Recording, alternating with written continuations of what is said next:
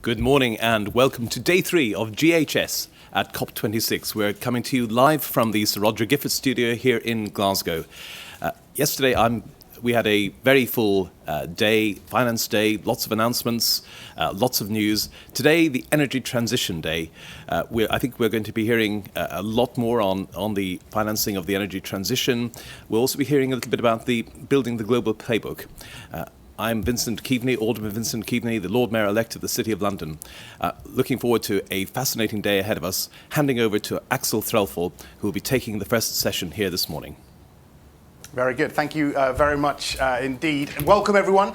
I'm Axel Threlfall. I'm editor-at-large at Reuters, based out of London. Another very strong lineup for you all this morning. Our themes here at GHS Hub today are, first, building a global playbook. Lots of talk over the past few days about navigating the alphabet soup of sustainability, about the shifting sands of regulation, about the real need for a harmonized approach to green finance. So that's first. Second, the energy mix, fossil fuel phase out, emerging tech, and how to accelerate opportunities to invest in low carbon energy while managing the risks that come with that, of course. We've also got a special feature focused on the role of philanthropic capital to start us off this morning. Been lots and lots of talk about philanthropy. Just before I introduce everyone, let me give you a quick rundown of what the news outlets are focused on this morning. This was a quick glance at the wires.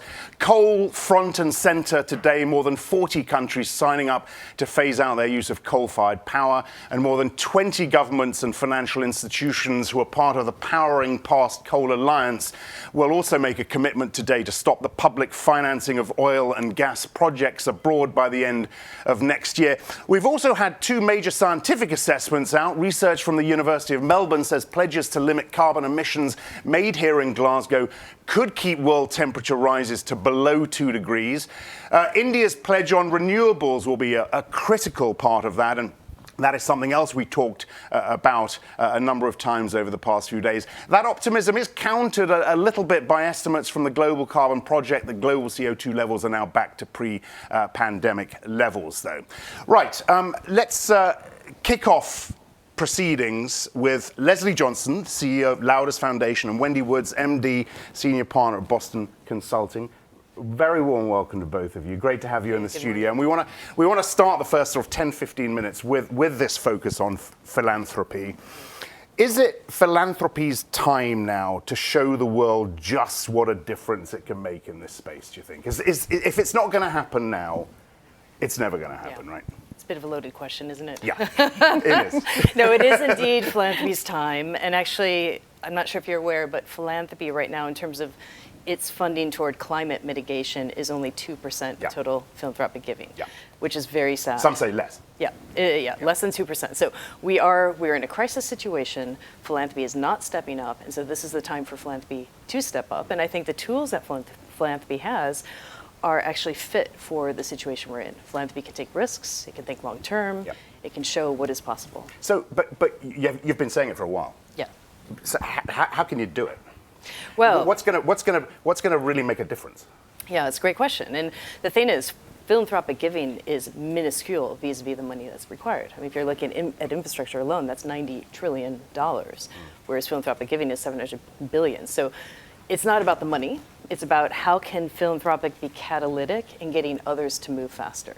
And it can do that in different ways. I mean, one example is it can show what's possible. You can put proof of concept out there of new ways of doing things. You know, we're doing a lot of work with an initiative called Built by Nature, which actually shows it is possible to build with wood. You can tackle that 40% that the built environment is emitting, but no one has the, I guess, boldness to step forward and show it's possible, and that's where philanthropy comes in. Okay, I'll come back to the boldness. Wendy, just what, with your consulting hat on, what are you hearing from your clients as the main barriers to getting this started, getting this process really moving? So let me first talk for a minute about what is moving, because there are a number of things I am really excited about that philanthropy is driving and leading. And frankly, there are places where philanthropy is helpful, and there are places that philanthropy is desperately needed. And I want to be clear about that. So some of the places that philanthropy has already been involved, we saw the breakthrough energy announcements at the Innovation Day, right? That was philanthropy, bringing together a number of businesses to invest in the stuff that's hard, the stuff that's going to take a while to scale, but has huge potential to impact the mitigation side of things. That's exciting, that's really useful. And then those places where philanthropy is desperately needed, like the whole adaptation side, right? We're going to have a much harder time with private sector finance. The returns probably won't be the same on some of the adaptation needs that we're going to have, especially across some of those emerging markets. Philanthropy's role is desperately needed there to do what, frankly, others won't do or are going to have a much harder time doing. Yeah. So, okay. So, where are the big obstacles? You know, and who do you need to be focused on in trying to break these obstacles down now? Well, to Leslie's point, philanthropy's role is catalytic. Philanthropy is not going to do everything. So the question is, what are the places and what are the things that they can do that are catalytic? So it's actually doing the pieces that are harder for the private sector. The really good news is we're seeing private sector step up to the table in a really big way, right? We saw the GFAN's announcement, right? Over the 100 trillion. We've got lots of dollars, individual banks putting, hundreds of billions of dollars on the table for financing the transition, right? The question is, what are the things that are going to be hard for them to do? Where is the information asymmetry, the lack of trust, right, going to limit how they deploy that money? Because right now the question is how that money gets to work, right? Yes. So getting the piece of the role of philanthropy in facilitating putting that money to work, getting the information to flow, being the voice for the standards, being the voice for the transparency, that then allows the private sector to do what it can do with those trillions of dollars. And Leslie, in terms of what you've heard this week, because we have heard quite a lot this week in the space, which is great, but in terms of addressing those obstacles, the data, the transparency, what's excited you most over the past few days in this space that you've heard here? Let me start with that. Yeah, so I think what I'm most excited about is that this seems to be the moment for the real economy to step up. Yep. So COP is about business, it's about finance, and I think that's where philanthropy can play a really critical role. And as Wendy said, very much catalytic and address the things that are hard to do. So that's excited me. I think where the opportunity is, though, is for more foundations to step up. I'm not sure if you're aware, but there is a philanthropy commitment on climate change, which is, it's being announced this week as well, and it's very much focused on how foundations can use the tools at their disposal. And it's not just grant making. I think people think about foundations as giving out grants and that's what they do. It's using all the tools. It's using the endowments as a tool. I mean, they also hold assets. Yep. So I think that more holistic view is very exciting, but we're not yet seeing enough. And in terms of how excited you are about impact that can scale, what are you looking at in particular? So I get really excited about initiatives that bring together unlikely allies. And as Laudes Foundation, we've done a few of those. Actually, we worked very closely with Wendy and her team to set up Fashion for Good, which effectively was an initiative that married the market, so brands and retailers, to innovators, and brought innovation in that pre-competitive space. Now, why is that important? Well, fashion contributes 10% to emissions. That's going to grow, and companies are not stepping up faster enough. So you need to have something to change business as usual, and I think we needed philanthropy to connect those dots, get people in the room. Why is that an unlikely coupling, would you say? Well, it's because the one you just mentioned. Yeah, I mean, innovation is very interesting because it's always been very competitive, especially in the fashion industry. I mean, you look at some of the leading companies, it's all about innovation. It's the latest footwear. So how can you take innovation and bring it into the pre-competitive space and get people to play with each other nicely? That's hard. The other bit, another important bit, is all the divergent frameworks, the measurement systems, the standards, Wendy.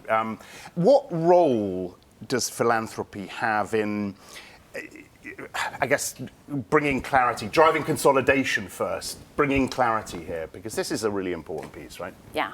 So philanthropy's voice, philanthropy's activism, philanthropy's push, philanthropy's funding, frankly, of a number of the organizations that are working in those standards has been incredibly important.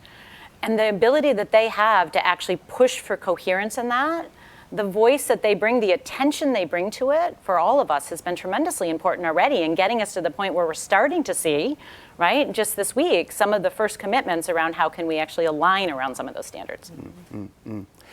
Actually deploying capital on the ground, making sure it gets where it needs to be. I mean, this has been a conversation all week, of course, and it will continue to be a conversation with with the private sector, with the public sector. But what do you look at when you're asked that question? What are you focused on in particular? What's going to make this work as quickly as possible? Yeah. Well, I think that's where philanthropy really shines, because what philanthropy does do well is it connects with communities, it connects with grassroots organizations. I feel that we have a deeper understanding of the people that are critical to drive the systems change that we want to see. And that's where, if you marry that with business, that's where the magic can happen. And I'll give you an example. I mean, we're doing a lot of work around landscape approaches with farmers, which really is important from a climate and an inequality perspective. A lot of companies make pledges around regenerative agriculture, but they're not really linked to farm gate. So how do you create that link? What role can philanthropy do? And I think philanthropy can drive the change bottom up and actually then reach out and link to the markets to make that scale. Go ahead, Wendy. I would say that aggregation that philanthropy can do in this space is tremendously important. When you've got private investment capital looking for scaled investments, right? You've got $100+ trillion looking for places to go. It's not going to go at the micro level. It's not going to go at the small shareholder farmer level. What we see philanthropy doing in some places is aggregating and actually building investable projects that then that capital can actually go to. That's part of the getting the ground fertile enough and aggregating to a size that's actually interesting and scaled enough for the private sector to come in. Yeah. De-risking. One of our viewers wrote to me yesterday, knowing that we were going to do this piece, and asked me to ask this question: how do we avoid a situation where where a few very rich people get to dictate who gets finance and who doesn't, based on their own personal values rather than a globally agreed framework? I mean, it's an important question. It's a great question. Yeah. And that actually highlights the challenge, I think, with the philanthropy industry, because I don't think the industry is yet accountable. Well, it's not yet transparent enough. It's not yet accountable to the results and the beneficiaries that it's trying to work with. So that needs a change. And there are some points of light around that. I mean, there are initiatives like Glass Pockets, which is actually pushing foundations to be more transparent. But I think more needs to be done to actually create that accountability. Yeah. Did you want to say something? Yeah. I would only add that when we talk about the magnitude of what needs to happen and the way we need to group up and work together and those unlikely partners, those broad range of partners, there is no one set of small individuals who are going to dictate how this happens. There are way too many actors in too many places around the world across too many industries that philanthropy, while they may have some influence, are not going to be able to actually dictate the way. Yeah. Look, just stay. I know you guys do have to rush off, but just stay there for a couple more minutes because we've got Leslie Johnston. Sorry, I've got Leslie Johnston here. We've got Gillian Lofts, Fiona Reynolds, and Mark Campanale sitting with us here. And we're going to bring them in on another piece of the conversation in a minute. But I know, Mark, you did want to come in on this philanthropy bit. Yeah. I don't know if you've got a question for either Wendy or Leslie. No, it's just an observation. I think that there are market failures, certainly in the private sector, and that philanthropy can identify. There might be data, it might be analysis, it might be core fundamental research, and that's not going to be paid for through a commercial model. So philanthropy steps in and can actually accelerate the direction of travel and where we need to get to. So I think that's a crucial thing. And then also leadership. I mean, just the last 10 years, you've got foundations. The two that come to mind is Rockefeller Brothers Fund, which is probably the best known, and Wallace Global Fund, and now more recently Ford and MacArthur, which said, okay, we're going to divest from fossil fuels. Now, whatever you think of that, it sent a terrific signal to the investment community that that's something to think considerably. And since the launch of that campaign, it's now reached $39 trillion, which is an extraordinary sum, and that was led by philanthropy. Yeah. Anyone else, quickly? Yeah, I'd just add that, in terms of philanthropy, there's a whole lot of organisations within the finance sector that wouldn't actually exist, probably including carbon tracker organisations like the PRI, probably also the Green Finance Institute, without the funding from some of the philanthropic organisations. And then we are catalysts to get the finance sector to move. So I think they also play a really important role. But I do think as investors, with their own money, there's a lot of philanthropic organisations who aren't walking the talk. So they're giving money on one hand to all of these great causes, but they don't look about how they invest. And I think we need to there's some great ones that do are fantastic, but there's many that don't. And that doesn't make any logical sense. Absolutely. I am going to put you both on the spot just before I let you Yeah. go. You know, you brought up the 2%, right? Or less at the start. By the end of the decade, where will that number be? And where does it need to be, and where will it be? Yeah. So you go first, Leslie. So I'm the eternal optimist because I work in philanthropy, after all. I think it needs to be 100. And the reason why I say that It needs to be 100. Yes, because we are in a climate emergency. Everything that we as foundations do has to have a climate lens. If you work in education, you need to think about how do you actually help the next generation understand the situation we're in. If you work in health, you need to look at the impact with climate. So that has to go up, and it doesn't have to be just mitigation. As you said, Wendy, we need to think about adaptation and the resilience element, and that also is an area where the philanthropy can play. Okay, you skirted the where will it be. Yes. That's where it needs to be. That's where where it will needs it be at the end of the decade? Okay, now I'm not so optimistic. I'd say it's probably closer to 40. Okay. All right. Same question to you, Wendy. If you ask me about what percent needs to be climate smart, I would get to 100%. I do not think we're going to do 100% climate. I think we've got a lot to do in terms of making sure people actually have food and nutrition. We've got a lot to do in strengthening education systems, and not everything about that has to do with climate. It needs to be climate smart the way you do it. So I would actually say if you're doing a net sum and you're not saying it's all 100% climate smart, how much is really center plate of climate? I'm going to say let's get to 40% and we'll be doing well. We still need to grapple with poverty. We still need to grapple with health. We still need to grapple with a lot of other pieces. Biodiversity, if you don't call that center plate of climate. There's a lot that we need to grapple with beyond climate too. Good. Yeah. Thank you for that, because these are numbers that we can really get our teeth into, right? All right, Wendy and Leslie. I've got a question. It's marketing. What's the panel's views on, if we had a climate crisis, what's the panel's views on spending out the foundation, like Atlantic Philanthropists did? Is that going to pick up? Well, I hope it does. I mean, I've been very inspired by the work of Ellen Dorsey from Wallace Global, because she's been very much the champion of that, and has managed to get about 200 foundations behind her on the Divest Invest movement. So it should, and I hope to see more of that. Yep. Good. All right, we're going to let you go. Thank you so much. Thank you, Axel. Wendy, thank you. Lovely to have you here. Nice Thank to you see very you. much indeed for Great. coming. Be careful when you get off these chairs and you. get off the platform. Okay. We won't have that on camera, though. All right, thanks to both of you. Right, we're going to move on to global playbooks and taxonomies now, and then we're going to move quickly on to the energy bit as well, because it is Energy Day, of course, as well. But you know, the first thing I want to do actually is just get a view from you on the GFAN's bit and Mark Carney's bit and the 130 trillion plus as a backdrop here, as a context, as a very positive piece that we're all working against. As a backdrop, I mean, Gillian, let me start with you. What's your general feeling as to how well that's doing? So I'm really positive about this, Axel, if I'm honest with you, and I'm sure we won't all have the same view on the panel, but as was said in plenary yesterday, you know, there's the pot and the plumbing, right?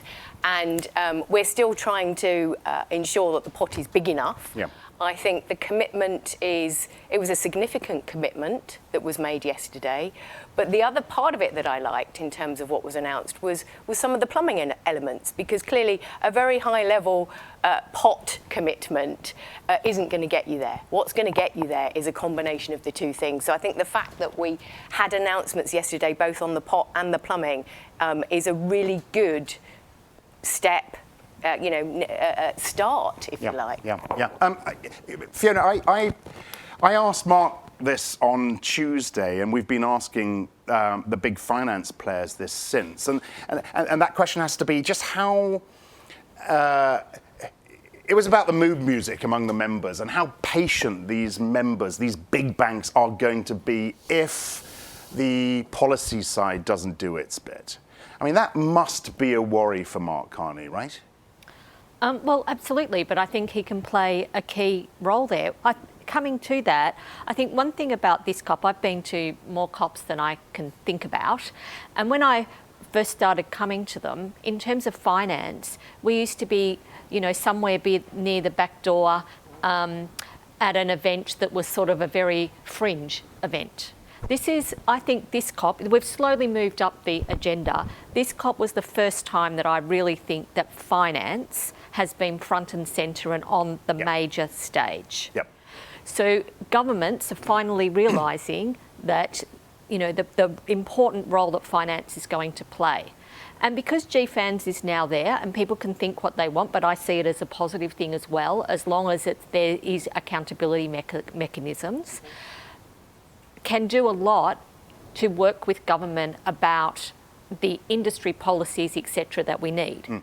Because we can finance things if there's clear roadmaps about phase out of fossil fuel dates, the combustion engine, when that's dates for phasing out the combustion engine, for what we're doing about building codes and how we're going to retrofit buildings and what's the things for new buildings and all of those things, agriculture, land use, how are we changing these things? That has to go with it, otherwise we cannot deploy the capital.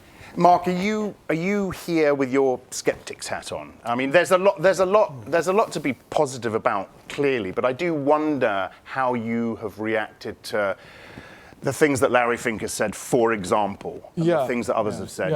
With the energy house. No, I'm not a skeptic. You're not. I'm an enthusiast, actually. Let's be clear about that. To gather $130 trillion together, that's a terrific achievement by Mark Carney and Mayor Bloomberg and all the others. So it's not scepticism. I think it's more a question of realism, which is the science is really very clear.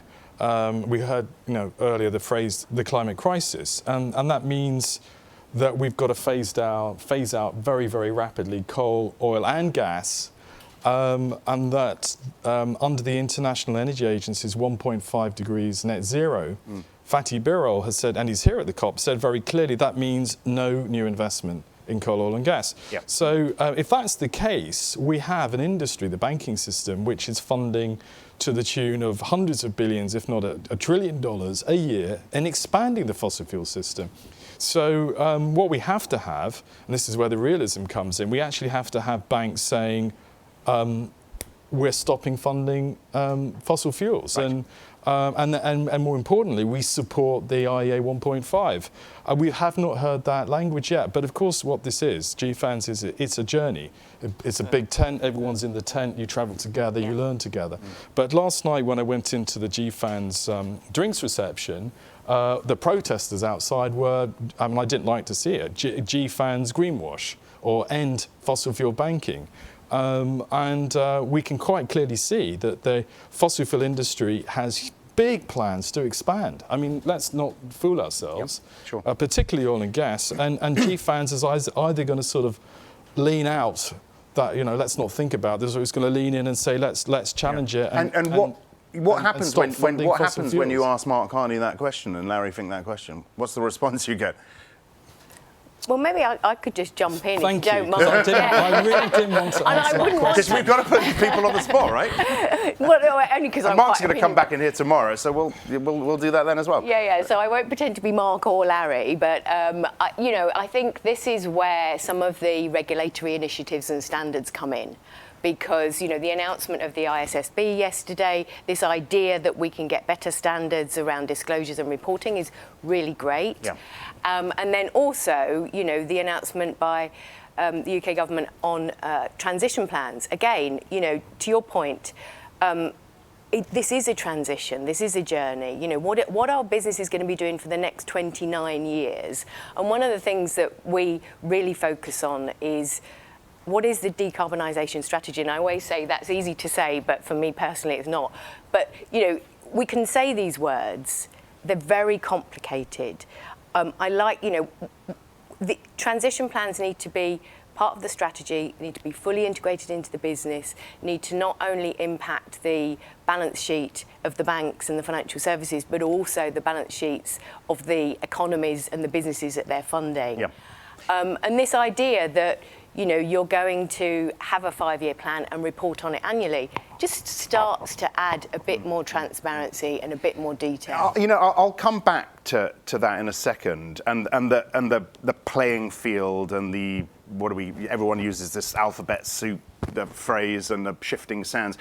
I'll come back to that because I want to know really what your clients are saying and what their fears are. Really, is what I want to know. But Fiona, let me just quickly ask you a follow-up GFANZ question, because, correct me if I'm wrong here, but you were sort of doing what GFANZ now is doing, right? And GFANZ has come along, and maybe it's unfair of me to say not pushed you to the side somewhat, but I guess has pushed you to the side somewhat. I don't really see it like that, because we work in the investment community, and what GFANZ has done is brought together the finance community. So you've got investors, banks, insurance companies, etc., all coming together under one umbrella. And then a number of the initiatives that we have, like the Asset Owners Alliance, are then part of GFANZ. So I think it's bringing, so to me it's more of a overarching group of many actors in the finance sector, and the investment community is just one of those. What did you make of the Chancellor's announcement yesterday? It was a grand announcement, but what's that going to do to this space? Well, I welcomed his announcement. I think the UK is trying to do a lot when it comes to making the UK a green finance hub. And that's a fantastic thing, and it's got, it needs to do more, of course, but it's doing more than a lot of other governments. And if we have these transition plans, when we do get the information and the disclosure, it takes away a lot of excuses from people. Because at the moment, investors say, well, I don't have the data, I don't have the information, so therefore I can sit on my hands and I can do nothing. Because I can't start until I have this, which is not really the approach. It should be, well, let's get started and let's get all of the standards and data developed so that we can get it along the way. Once we get those things, there's no more excuses for anybody. You have the information. So I think these things are really needed. They can be improved over time. They can become mandatory over time. I hope that they will, but at least we're starting. Yeah. Go ahead, Mark. Yeah, no, I think we have to look at what we expect to see in the energy transition. I mean, Carbon Tracker's analysis, we think there's around $20 trillion of fixed assets of the fossil fuel system. So coal, oil and gas are the obvious ones, but shipping, aviation, cement and steel. Now, what you'd expect to see in your disclosures is the beginning of discussion of asset write-downs. Certain companies are probably going to have to fully capitalise the cost of an asset write-down, closing down a coal-fired power on their balance sheet. Are we really seeing these disclosures? And the answer, unfortunately, is we're not. So on top of that, you then have to completely re-engineer the global economy, something that Mark Carney has spoken about, and that means refinancing your company, recapitalising challenging parts. We've seen it on automobiles, getting rid of the internal combustion engine, putting electrification, but imagine playing that right across the economy. And so some of these challenges, I don't think people have really understood the extent of it. So around 50% of corporate bonds, non-bank corporate finance, is linked to the carbon economy. So what are we going to do? How is that going to be written down? There's $12 trillion of equity value in markets linked to the fossil fuel economy. Is that going to get written down? So I don't think we've quite understood quite the scale of the challenge.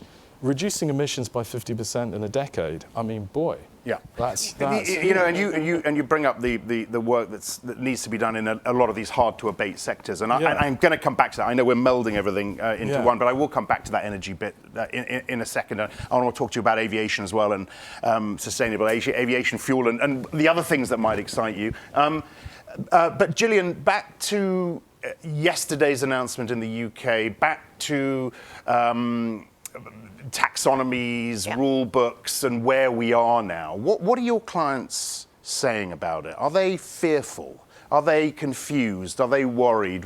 Or are they seeing a little bit of light at the end of the tunnel here? Because it is a confusing picture, isn't it? With Europe and the UK and the SEC is doing something, but the US in general is not. What are they saying? So I would say this is most definitely now a top 3 board item, right? I would say that most businesses have realised that this is strategic, and it's long-term strategic, right? I mean, if you're having to deal with a strategy that's 29 years, we don't know how to operate in that. So chunking that down. The fact that it is a transition, how do you manage something that is huge and complex in a 29-year period, right? So I think, what I would say here is, I think most FS, or a lot of FS, realise that this is strategic for them. It's fundamental to, if you want, the sustainability of their own business, the survival of their own business. And it's actually transformational. I mean, I can't think of a part of a business within FS that it won't change quite significantly. Yeah. I want to get your view on that. Pretty much the same question here. This push for a harmonised approach, but it seems to maybe I'm being the skeptic now. We're still a long way off that, and it's confusing and it's difficult for a lot of companies. Well, I think it is confusing, and we do need to get harmonisation as much as possible. I think there's attempts to do that. I know with the taxonomy in the EU, there's a lot of concern that how's the taxonomy going to end up? Where's oil and gas going to sit? I mean, there's a lot of lobbying going on for oil and gas to sit within the taxonomy. We've certainly, as an organisation, said that's not what we want to see. That's not what we think investors need to see. So I think, the credibility of some of these things are going to also depend on what do they look like at the end of the day? What do they include? What don't they include? Yeah. And can I say, I think you made a really good point earlier, which I wanted to just pick up on. Sorry, Axel. No, please, go ahead. Which is just about, there is no global standard on this. There is, the data is imperfect, the information isn't great, the regulations and standards are evolving, etc. But, I think you made a great point before, which was around leaning into it, taking a leadership role, knowing that we're having to manage in this difficult, a situation where there are no perfect answers, a lot of ambiguity, but still leaning into it and taking that leadership role. I think that's a really great point. Mark? Well, I worked in fund management for 20 years, and I've got to say, the idea of more administrative burdens and definition, I don't look at that with any joy whatsoever. And part of it is because I think we're looking at the wrong end of the animal. What we're doing is we're letting any old company list on an exchange, and then we create a taxonomy to define whether it's green or not. What you should really be doing is looking at the listing rules and the architecture of financial markets. I don't know if you spotted did you see the coal IPO on the London market the other day? No, I didn't. It wasn't very big, but according to the chief executive, it was 6 times oversubscribed. Why are we What was the company? It was a coal company. Okay. And why are we listing coal companies now on exchanges? And I don't know if you saw this, Axel, but one of the political parties in the UK passed a resolution at the annual conference to ban all coal, oil and gas IPOs, and any listed company should only be able to maintain its listing if they could show a transition plan of absolute cuts in production to get to net zero. I mean, I thought that was quite interesting. Yeah. And the taxonomy, unfortunately, has rather confused everything. You are arguing is nuclear in, is nuclear out. You've just said is oil and gas in. My mind boggles to how that. I mean, that and I want to, as the last bit of this chunk of our discussion, I want to pick up on that as well. Oil and gas. That's where the big spat is, right, with the taxonomy. Is it in? Is it not? I mean, it's remarkable that we are. To whose benefit? I don't understand. To whose benefit? Carbon Tracker, we're known for our oil and gas modelling. There's about $1 trillion of planned expenditure in fossil fuels, which is not needed in a 1.5 degree scenario. We should be cutting capex. We should not be backing fossil fuel expansion. And this is the challenge. We don't have. I mean, do you remember when the London Stock Exchange changed the definitions of oil and gas and energy from renewables to non-renewables, and all the oil and gas was put into the category of non-renewables? Funny how 6 months later, the London Stock Exchange reversed that categorisation decision. Do you remember that happening? I remember when it first happened. And how come? Well, it's very clear. Some oil and gas executives spoke at the very highest levels at the exchange to say this isn't really great. Yeah. But that was the right thing to do, and they backed away from that tough decision, which what I suspect is lobbying. Yeah. Well, that can I just pick up on that point? Lobbying. This is an issue that the industry must tackle. We need to have the lobbying that happens from the fossil fuel sector banned. And I think those that do lobby should not be allowed to, those companies should not be allowed to come to COP.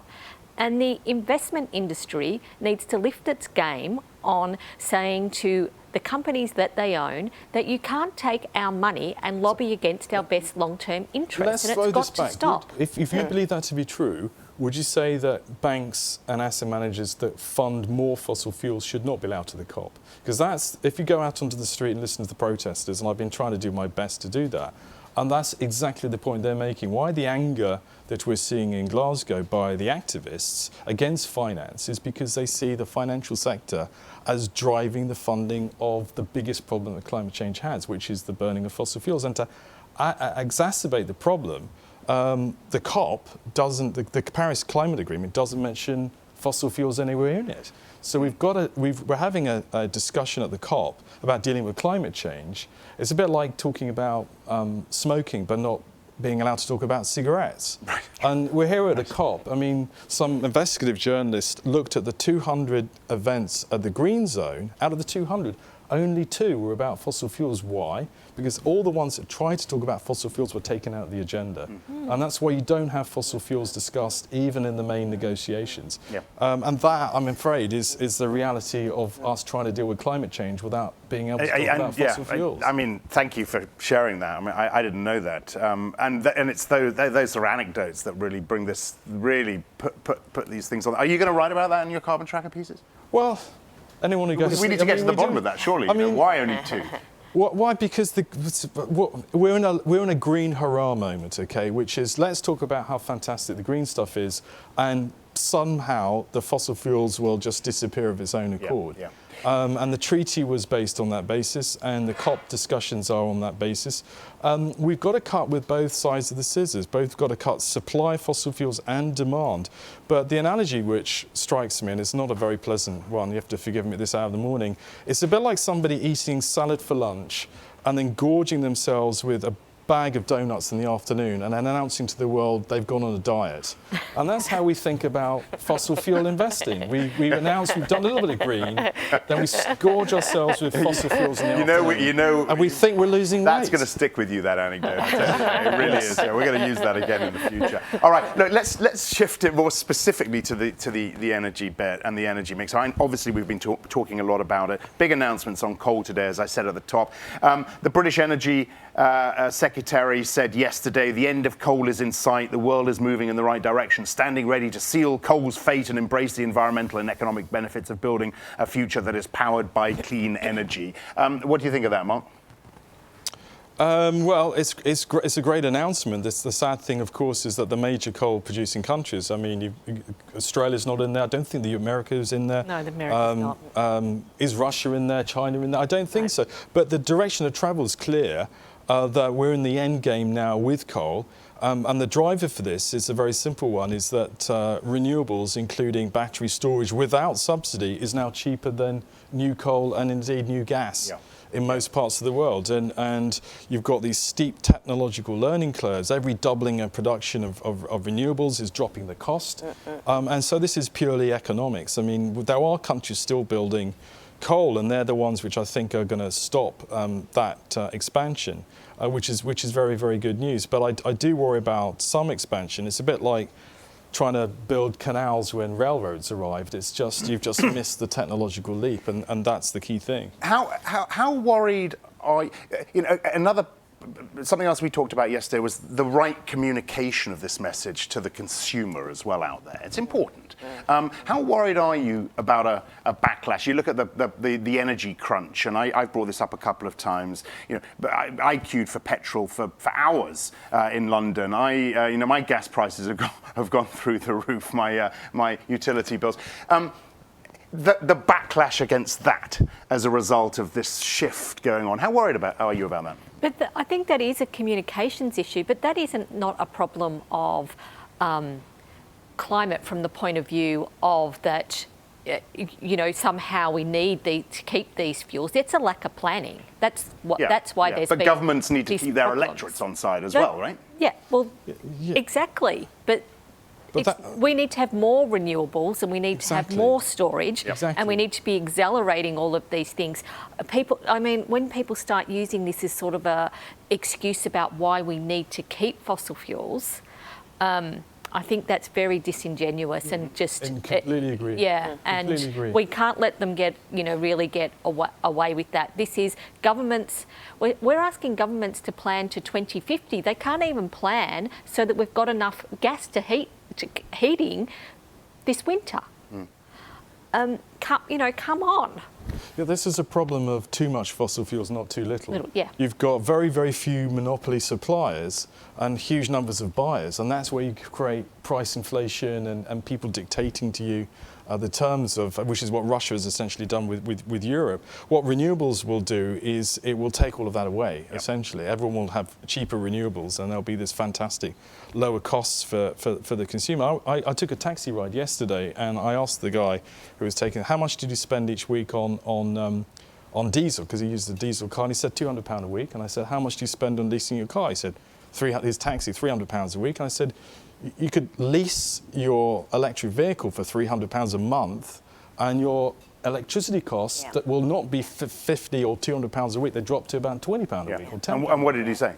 And he said he was absolutely right, and what he wants to do is lease an electric vehicle. Now, if that's true across, that's just taxi drivers, across the economy, there's going to be tremendous savings from electrification, and we're being misled by governments and by the fossil fuel industry to think that actually somehow we need more fossil fuels to keep the consumer happy. And that's complete a misinterpretation, as you said, of what's actually happening. Eye on the time. We've got an audience here. I don't know if they want to ask any questions. If they do, just put your hand up and I'll bring you in on the conversation. But I do want to get your thoughts, Mark, on, and we've talked a little bit about coal, but on nuclear, on hydrogen. What excites you most in terms of new technology, in terms of innovation? Yeah, it's not nuclear. I mean, there is a place for nuclear, but it's just a tiny percentage of global energy production, and I don't see it growing much more. I mean, small reactors is an interesting area. Hydrogen has got to be the one that we have to be thinking about as a great technological breakthrough, and a lot of capital is going to go into hydrogen, as we know, in coming years. That would be a breakthrough, but we're going through a build-out of the clean energy system, and there's still a huge amount of solar and wind and battery storage that's going to get built. And even simple things like using water resource availability in Europe for water storage systems of electricity. We aren't even doing that very well. And there's, of course, great opportunity in the North Sea, in Europe, for creating... Have you seen these pictures of the North Sea grid connecting wind and then connecting solar from Africa? I mean, and even geothermal from Iceland. That kind of thing is where we're going to in the next decade. How big a part is innovation? I've been shot down this week for saying it's an either-or, innovation, carbon pricing. But how big a part is innovation of the solution, would you say, in percentage terms? Well, look, please, I mean, I don't dominate, but we have the solutions now. What you hear from some of the oil and gas majors, and I heard this from the chief exec of a large oil company, we need to invest another 200 billion to find the solutions before we can think to talk about the transition. That's all nonsense. We have the main technologies we need are here now, and of course, even energy efficiency takes away a lot of fossil fuel demand. It's just a question of rollout, and how do we combine private capital and public capital and policy to accelerate it? Yeah, I think obviously we need more innovation, and we're going to get more innovation, but again, it can't be the excuse to do nothing. So you were talking about the coal phase out, and obviously from my accent, even though I live in the UK, I'm Australian. Now, Australia just put out its 2050 plan. It didn't have one before, so great. In its 2050 plan, it is still going to sell coal to the world. Post 2050. Well, Australia very clearly not part of that big deal yesterday, big pledge yesterday. But unbelievable. And then really everything that it's saying about its plan is relying on new technology and innovation. So it's sort of like, we'll just keep doing what we're doing until there's the innovation there. And that will get created. Well, it will get created, but when? And at what scale? And how, if you don't have a plan? So... Well, And carbon pricing, by the way, is the topic of our show tomorrow. But I'd be keen to get a very quick thought from each of you on where this fits in for you, the extent to which it needs to be prioritised, the extent to which we need to pin the Bill Winters of the world down, the Mark Carneys of the world down on a price. Well, from our perspective, investors are very clearly called for carbon pricing. They work in, investors work in a market system. It's a market mechanism. It's needed, and we've got to get on. We've got to get on and find some way of making this happen across the globe. Gillian? Yeah, I completely agree. And I'd add to that it's a transition, right? So, going back to what you were saying earlier, in terms of the price today is unrealistic, but you can't leap to the real price immediately. So how do you go from where the price is today, transition that through to keep the viability of the economies and businesses going? Mark?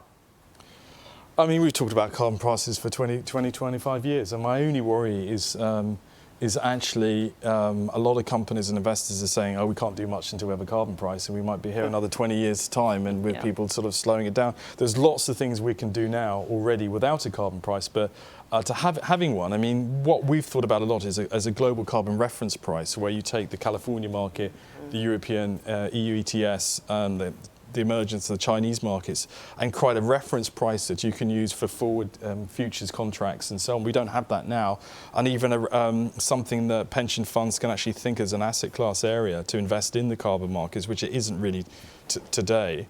A lot more work to be done, clearly. I mean, if London wants to be a global financial centre, that's clear. That is something that London should be leading on. And we haven't heard so much of that part of UK leadership. The UK government's done a lot, just not on this one at this COP. Well, let's end on that. I spoke to Helen Whately, Secretary to the Treasury, yesterday evening, and it was a pretty basic question. 3-4 days in, what's the mood in Downing Street in Parliament? Are you all patting each other on the back? About the momentum that's been created and the positive energy that's been created, or not? And of course, she had to say, yes, indeed, we are. But when you leave, and this is to each of you, when you leave, Mark, and you write your pieces, which I'm always armed with, by the way, when I go off to these climate events. Good. What's going to be the tone of your piece? Well, I'm afraid it sounds like I'm repeating myself. We've got to talk about fossil fuels, and I'm with my colleagues and allies. We're building something called the Global Registry of Fossil Fuels. There is no registry of who's producing the fossil fuels, and you've got governments handing out new licenses. We've got Cambo, we've got Cumbria in the UK. Make that global, so we're doing that, and I'm with allies working on something called the Fossil Fuel Non-Proliferation Treaty, which is an attempt to get governments to permanently cancel or hand back oil licenses and coal production agreements. And you'll see an announcement, something called BOGA, the Beyond Oil and Gas Alliance, led by Denmark and Costa Rica, where they're trying to get governments to permanently cancel production licenses. Now that, to me, is what the COP should be discussing. I'm afraid it's not anywhere close to this agenda. Okay, Gillian? The fact that day 3 was Finance Day, I think, is fabulous. The fact that finance is represented here in a form that's not happened previously. And so I think, my piece will be about the energy, the commitment, and really maintaining that momentum so that the role of FS is going to be significant on an ongoing basis. Okay. Finally? I agree with what's been said. So I think my wrap-up would, including those things, would be, good but not good enough. Okay, which is what we've been saying for a while, right? Yeah, but so when are we going to leave one of these things and actually say good? And let's see what number we do get to. So you talked at the top of the show about, the University of Melbourne, who said we might get to 1.9. Now, if we do, that's good, because when we were in Paris just 6 years ago, we were talking about 4 to 6 degrees.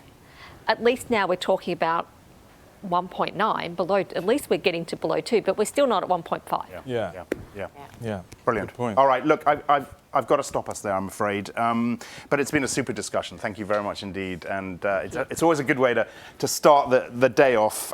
Gillian Lofts from EY, Fiona Reynolds, PRI, Mark Campanale, of course, from Carbon Tracker. Thank you very much to all of you. That has been our show for today. As I mentioned, carbon pricing is our theme tomorrow, Friday. Mark Carney's going to be back here in the studio in the morning, together with Bill Winters, Standard Chartered. Two key players here, so we will really get to grips with that topic then. Thanks very much indeed for joining us. I'm Axel Threlfall for Reuters. We will see you 8 o'clock tomorrow morning.